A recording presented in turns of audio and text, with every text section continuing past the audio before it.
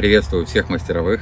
Сегодня хотел бы рассказать о вот этом ноже от компании Петроград.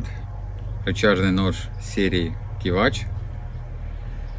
Длина данного ножа 800 мм. Длина режущей кромки составляет 300 мм. Данный нож выкован из стали 65Г. В комплекте он поставляется вот с таким чехлом, кожаным, достаточно плотным, хорошим, удобно застегивается, не слетает, и с петлей, которая у меня установлена в бревно. Данный нож имеет одностороннюю заточку 100-месочную. Скос идет у нас с левой стороны,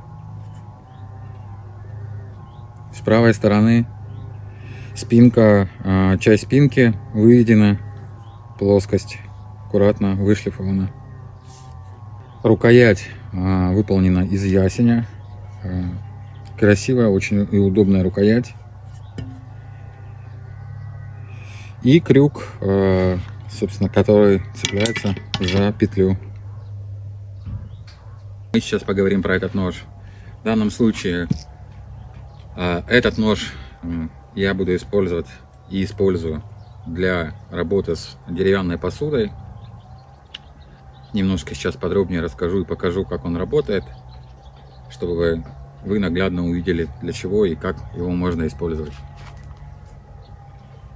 У меня вот есть кусок свежего абрикоса, ветки. Сейчас покажу, как нож режет. То есть мы можем его использовать за счет рычага для достаточно грубого съема. Точно так же можем строгать тоненькую стружечку. Режет он из коробки, заточен, готов к работе. Сразу после того, как вы его купите, сухая березовая миска.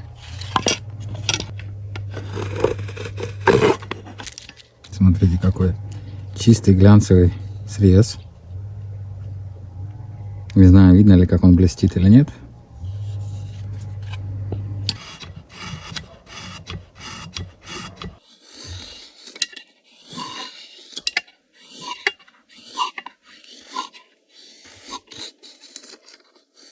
Одной как раз и сложностью в работе, для меня, по крайней мере, сложностью в работе с посудой заключается в работе вот с торцами. Когда мы делаем миску, чашку, топором мы можем подрубить, но при ударах есть вероятность того, что есть вероятность того, что образуется трещина. То есть мы работаем аккуратно. Если меньше опыта, мы, соответственно,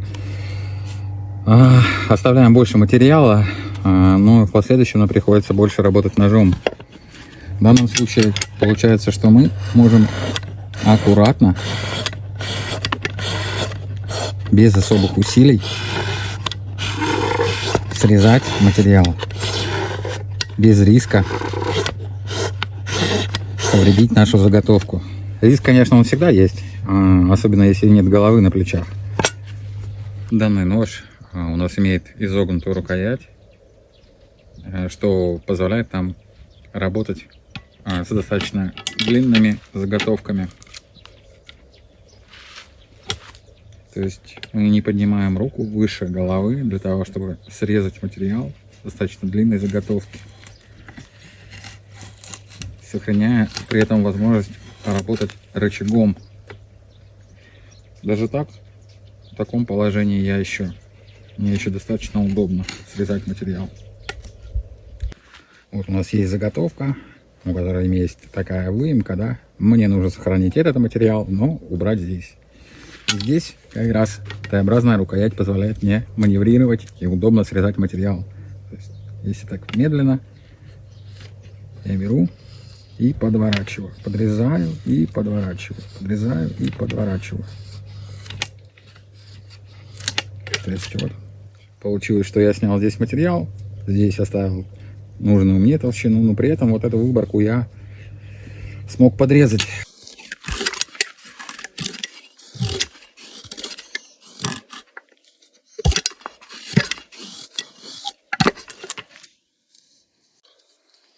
Также хотел бы сказать, что данный нож отлично подойдет как для мастеров, так и для хоббистов. Для хоббистов, в частности, по одной очень важной причине. Этот инструмент, при работе с ним мы не шумим. То есть, перейдя с основной работы, мы можем пойти на балкон, где чаще всего располагается наша мини-мастерская, да, и начать работу с посудой.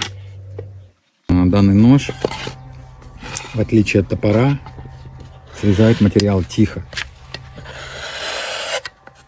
Слушайте, какой звук сухой березы.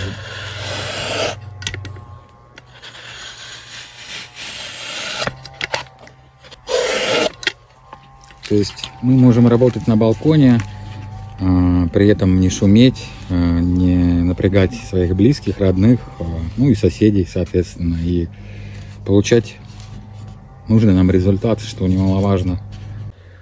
Одним из приятных моментов в данном случае по этому ножу является еще, для меня лично, является еще и то, что примерно год назад я тестировал пробный образец этого ножа.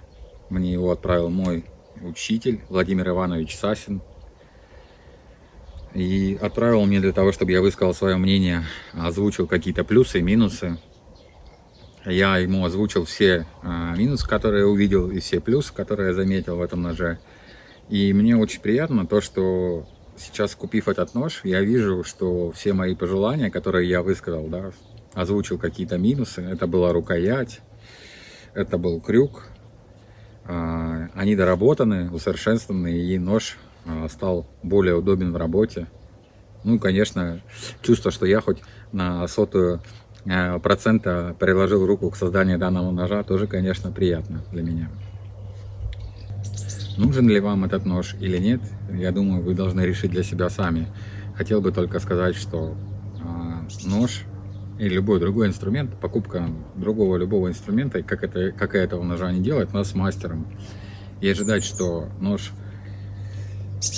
вырежет за нас миску, чашку, куксу, не стоит. Поэтому нужно понимать, что даже купив этот нож, надо научиться им работать, освоить его, понять принцип его работы. Он достаточно простой, в целом как бы незатейливый, но при этом в нем есть также различные нюансы в работе с ним есть, которые приходят со временем. Мы начинаем резать, понимаем, где, как и почему, чтобы сохранить свою заготовку целой, чтобы не испортить ее и получить удовольствие от работы с инструментом и от создания каких-то изделий, которые мы хотим сделать.